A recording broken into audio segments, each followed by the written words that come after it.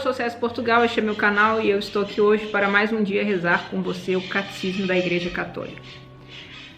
As maritacas estão cantando, mas como estamos falando da criação, daquilo que Deus cria, que elas cantem mesmo, né? Foram embora.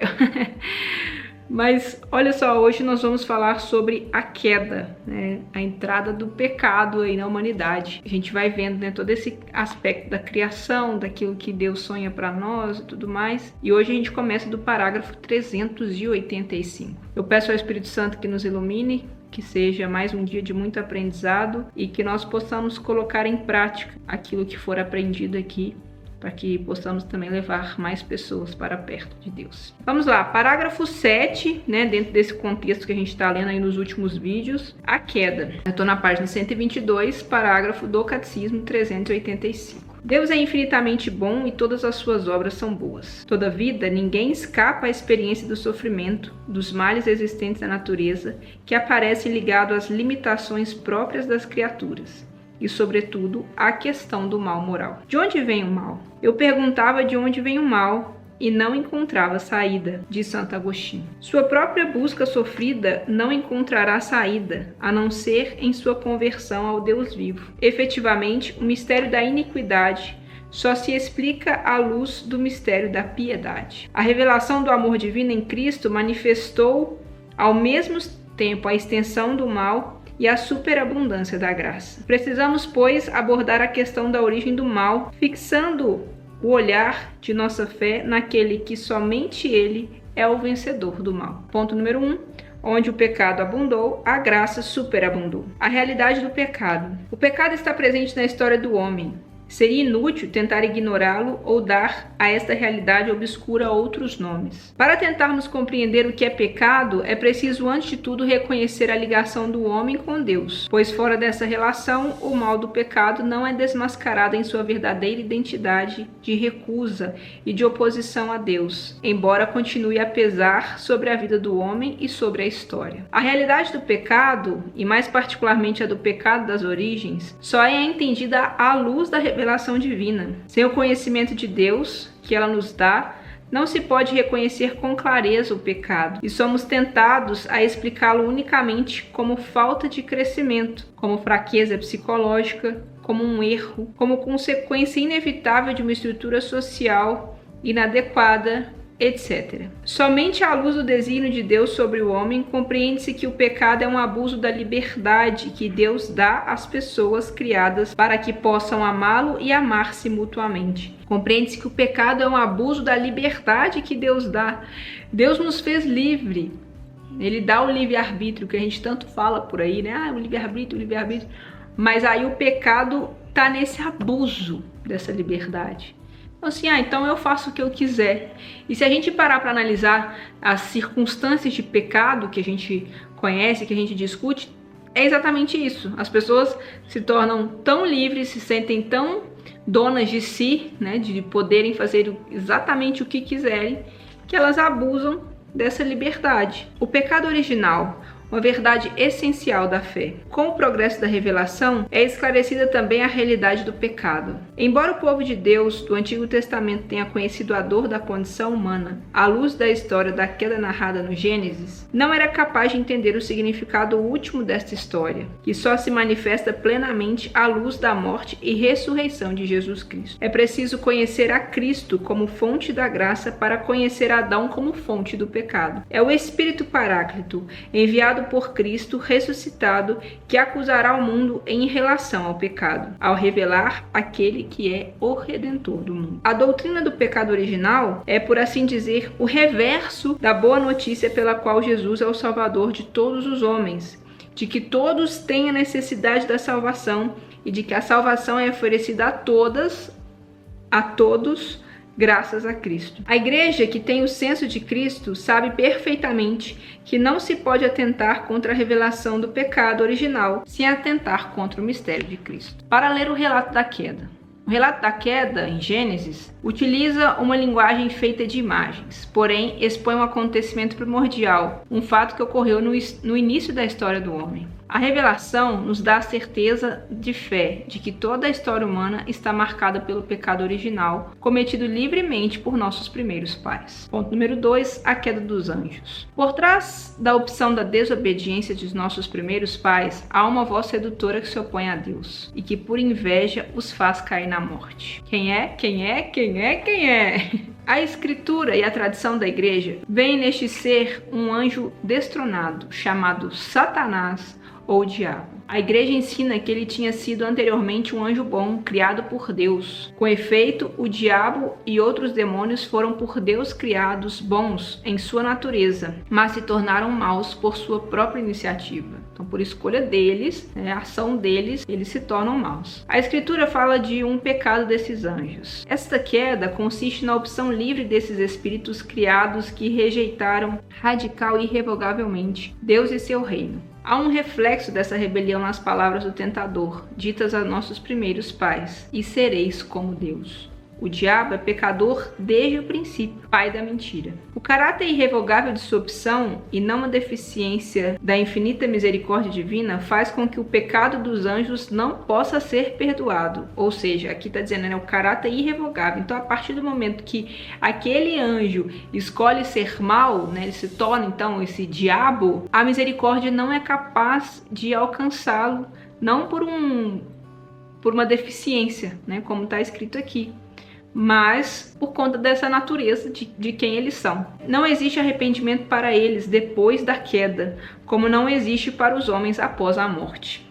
Isso é muito forte, Aqui nos mostra a importância de buscarmos a Deus, de buscarmos a nossa reconciliação com Deus, com as coisas do alto, porque a nossa salvação a gente tem que buscar enquanto estamos aqui, enquanto vivemos que buscamos a salvação. Depois, na hora da morte, eu vejo o que vai acontecer. Não, depois não tem jeito.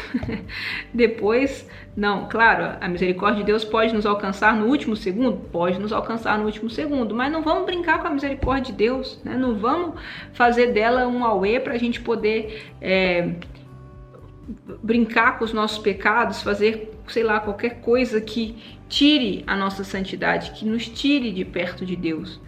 Então, olha só a comparação. O diabo ele não pode ter esse perdão assim como nós depois da morte. A Escritura atesta a influência nefasta daquele que Jesus chama de assassino desde o começo, o qual chegou a tentar desviar Jesus da missão recebida do Pai. Para isto é que o Filho de Deus se manifestou, para destruir as obras do diabo. A mais grave dessas obras, devido às suas consequências, foi a sedução mentirosa que induziu o homem a desobedecer a Deus. O poder de Satanás, entretanto, não é infinito. Ele não passa de uma criatura poderosa pelo fato de ser puro espírito, mas sempre criatura. Não é capaz de impedir a edificação do reino de Deus. Embora Satanás atue no mundo por ódio contra Deus e seu reino em Jesus Cristo, embora sua ação cause graves danos de natureza espiritual e indiretamente até de natureza física, para cada homem e para a sociedade, esta ação é permitida pela divina providência, que com vigor e doçura dirige a história do homem e do mundo. A permissão divina da atividade diabólica é um grande mistério. Talvez você se perguntou, enquanto eu estava lendo, nossa, mas por que Deus permite isso? Então, é um grande mistério, mas sabemos que tudo contribui para o bem daqueles que amam a Deus. É misterioso, mas eu acho que existe aquele fundamento de que ele precisa que você experimente o mal para saber que ele é bom. Quando a gente pega uma pessoa que teve uma história muito perdida, de muito abandono, de muita perdição, e ela se encontra com Deus, ela consegue reconhecer o quão Deus é bom para ela, Ponto número 3, o pecado original. A liberdade posta à prova. Deus criou o homem à sua imagem e o constituiu em sua amizade. Criatura espiritual, o homem só pode viver esta amizade como livre submissão a Deus. É isso que expressa a proibição feita ao homem de comer da árvore do conhecimento do bem e do mal, porque no dia em que dele comeres, com certeza morrerás. A árvore do conhecimento do bem e do mal evoca simbolicamente o limite intransponível que o homem, como criatura, deve livremente reconhecer e respeitar com confiança. O homem depende do Criador, está submetido às leis da criação e às normas morais que regem o uso da liberdade. O que as pessoas esquecem é que elas são filhas de Deus, e por mais que elas tenham essa liberdade, existe um limite, para essa liberdade acontecer. Eu não posso sair fazendo tudo porque eu sou livre. O primeiro pecado do homem. O homem, tentado pelo diabo, deixou morrer em seu coração a confiança em seu Criador, e abusando de sua liberdade, desobedeceu ao mandamento de Deus. Nisto constituiu o primeiro pecado do homem. Todo pecado, daí em diante, será uma desobediência a Deus e uma falta de confiança em sua bondade. Neste pecado, o homem preferiu a si mesmo e não a Deus. Com isso, menosprezou a Deus. É aquela coisa, né? Quando você coloca você à frente de tudo, as suas vontades, alguma coisa vai dar errado aí. Com isso, menosprezou a Deus, optou por si mesmo contra Deus, contrariando as exigências de seu estado de criatura e, consequentemente, de seu próprio bem. Constituído em estado de santidade, o homem estava destinado a ser plenamente divinizado por Deus na glória. Pela sedução do diabo, quis ser como Deus, mas sem Deus e antepondo-se a Deus, não segundo Deus. A Escritura mostra as consequências dramáticas dessa primeira desobediência. Adão e Eva perdem de imediato a graça da santidade original. Têm medo deste Deus, do qual fizeram uma falsa imagem, a de um Deus enciumado de suas prerrogativas. A harmonia na qual estavam, estabelecida graças à justiça original, está destruída. O domínio das faculdades espirituais da alma sobre o corpo é rompido. A união entre o homem e a mulher é submetida a tensões. Suas relações serão marcadas pela cupidez e pela dominação. A harmonia com a criação está rompida. A criação visível tornou-se para o homem estranha e hostil. Por causa do homem, a criação está submetida à servidão da corrupção. Enfim, se realizará a consequência explicitamente anunciada para o caso de desobediência. O homem voltará ao pó do qual é formado. A morte entra na história da humanidade. E assim, a gente aqui está falando do primeiro pecado, né? Está Adão e Eva. Mas eu acho que a gente pode fazer um paralelo a realidade das pessoas hoje, né? Quando muitas pessoas buscam aí o pecado por livre e espontânea vontade, por uma sedução, né, olhos fechados, o pecado leva à morte. Então, a partir dessa desobediência, o homem voltará ao pó do qual é formado. A gente pode comparar isso ao que pode acontecer na vida daquela pessoa que hoje se afastou de Deus, daquela pessoa que se afunda nas coisas que não são de Deus. A partir do primeiro pecado, uma verdadeira invasão do pecado inunda o mundo. O fratricídio cometido por Caim contra Abel. A corrupção universal em decorrência do pecado. Na história de Israel, o pecado se manifesta frequentemente e, sobretudo, como infidelidade ao Deus da aliança e como transgressor da lei de Moisés. Mesmo após a redenção de Cristo, o pecado se manifesta de muitas maneiras entre os cristãos. A Escritura e a tradição da Igreja não cessam de recordar a presença e a universalidade do pecado na história do homem. O que nos é manifestado pela revelação divina concorda com a própria experiência. De fato, o homem, olhando para o seu coração, descobre-se também inclinado ao mal e mergulhado em múltiplos males que não podem provir de seu Criador, que é bom. Muitas vezes, recusando-se a reconhecer Deus como seu princípio, o homem destruiu a devida ordem em relação ao fim último e, ao mesmo tempo, toda a sua harmonia consigo mesmo, com outros homens e com as coisas criadas. Consequências do pecado de Adão para a humanidade. Todos os homens estão implicados no pecado de Adão. São Paulo afirma: pela desobediência de um só homem, a humanidade toda tornou-se pecadora. Pois, como o pecado entrou no mundo por um só homem e por meio do pecado a morte, e a morte passou por todos os homens porque todos pecaram. A universalidade do pecado e da morte, o apóstolo opõe a universalidade da salvação em Cristo. Como a falta de um só acarretou condenação para todos os seres humanos. Poxa, assim a justiça de um só trouxe para todos a justificação que dá a vida. Seguindo o pensamento de São Paulo, a Igreja sempre ensinou que a imensa miséria que oprime os homens e sua inclinação para o mal e para a morte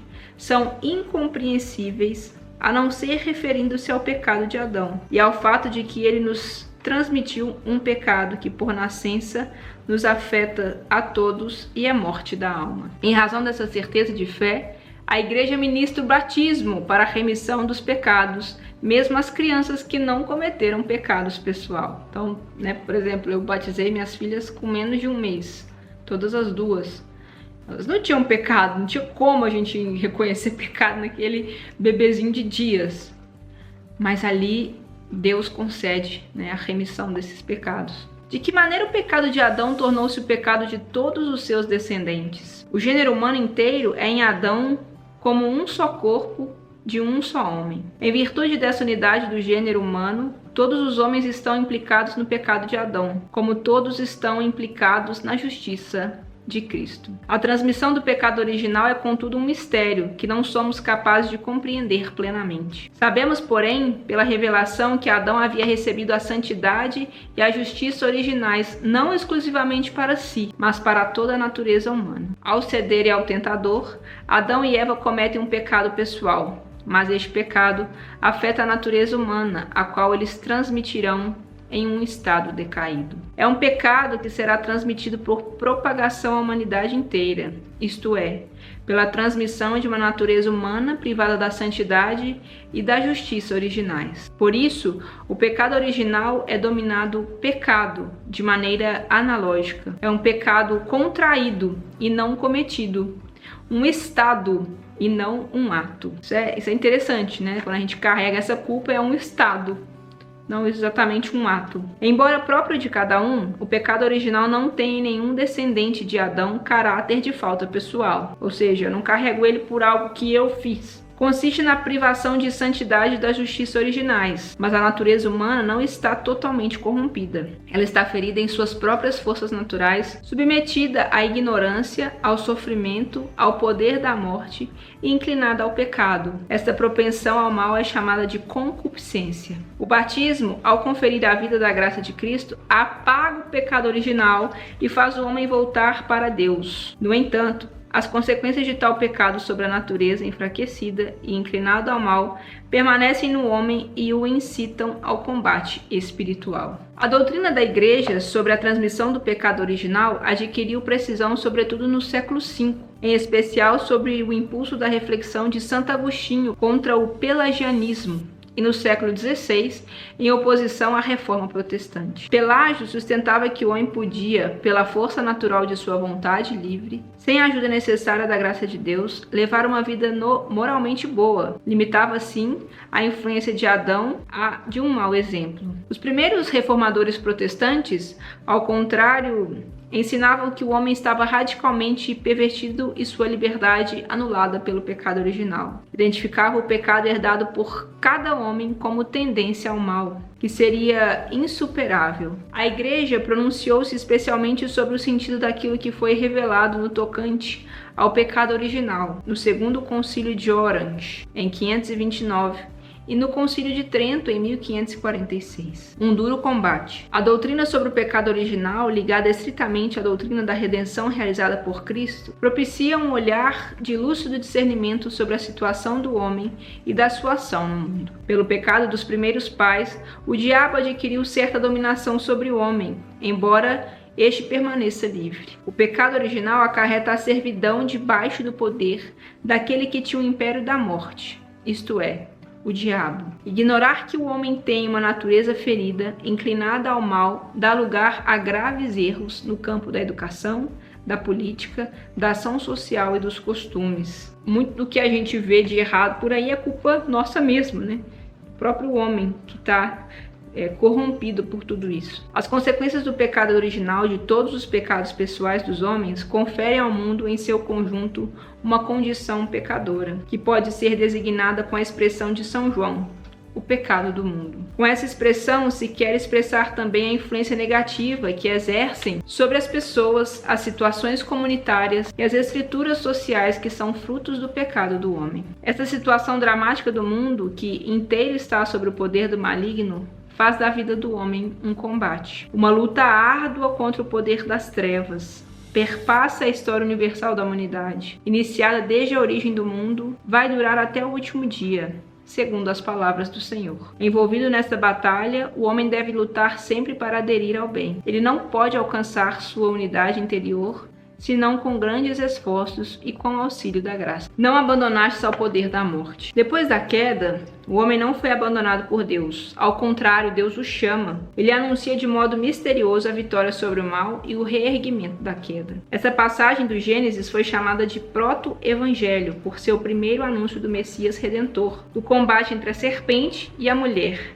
e da vitória final de um descendente desta última. A tradição cristã vê nessa passagem um anúncio do novo Adão, que, por sua obediência até a morte de cruz, repara com superabundância a desobediência de Adão. Além disso, numerosos padres e doutores da Igreja veem na mulher anunciada no proto-evangelho a mãe de Cristo, Maria, como nova Eva. Foi ela que, primeiro e de forma única, se beneficiou da vitória sobre o pecado conquistada por Cristo. Ela foi preservada de toda a mancha do pecado original e durante toda a vida terrestre, por graça especial de Deus, não cometeu nenhuma espécie de pecado. Por que, no entanto, Deus não impediu o primeiro homem de pecar? São Leão Magno responde: a graça inefável de Cristo deu-nos bem melhores do que aqueles que a inveja do demônio nos havia subtraído. Santo Tomás de Aquino: nada obsta a que a natureza humana tenha sido destinada a um fim mais elevado após o pecado. Com efeito, Deus permite que os males aconteçam para tirar deles um bem maior. Donde a palavra de São Paulo: onde porém se multiplicou o pecado, a graça transbordou. E o canto do Exultet: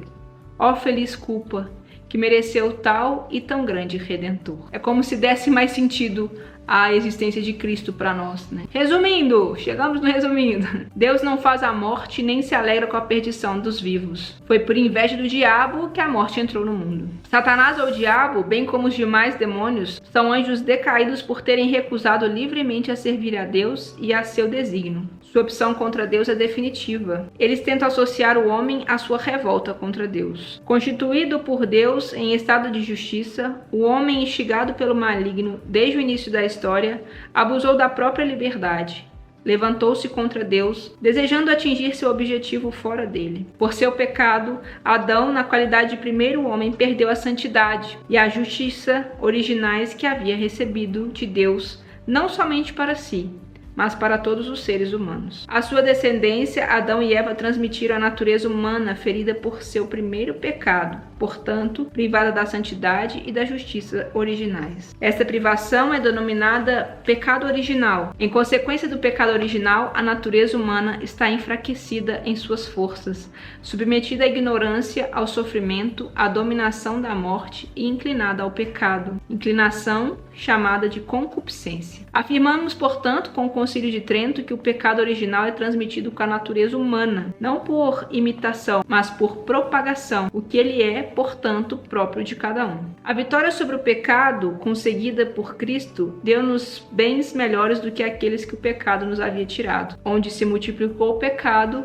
a graça transbordou. Segundo a fé dos cristãos, este mundo foi criado e conservado pelo amor do Criador. Certamente este mundo foi colocado sobre a escravidão do pecado, mas Cristo crucificado e ressuscitado quebrou o poder do maligno e libertou o mundo. Nós pagamos esse preço por causa do erro de um, né? E aquele ato, né, aquele pecado não é um ato, é um estado. E o que a gente pode fazer é buscar a nossa santidade, a nossa vida reta, para amenizar, tirar as consequências desse pecado no nosso ser. E cremos um dia, né, que na segunda vinda de Cristo. Acredito que vamos ver aqui ainda, né, que nós esperamos justamente para a remissão de tudo isso, né, dar a vida nova a todos nós. Deixe seu like, se inscreva no canal e aguarde que em breve, próxima aula, estudando catecismo. Vamos juntos até o final, hein? Em tudo dai graças, perceba Deus nos detalhes da sua vida. Eu sou César Portugal, este é meu canal, que Deus abençoe você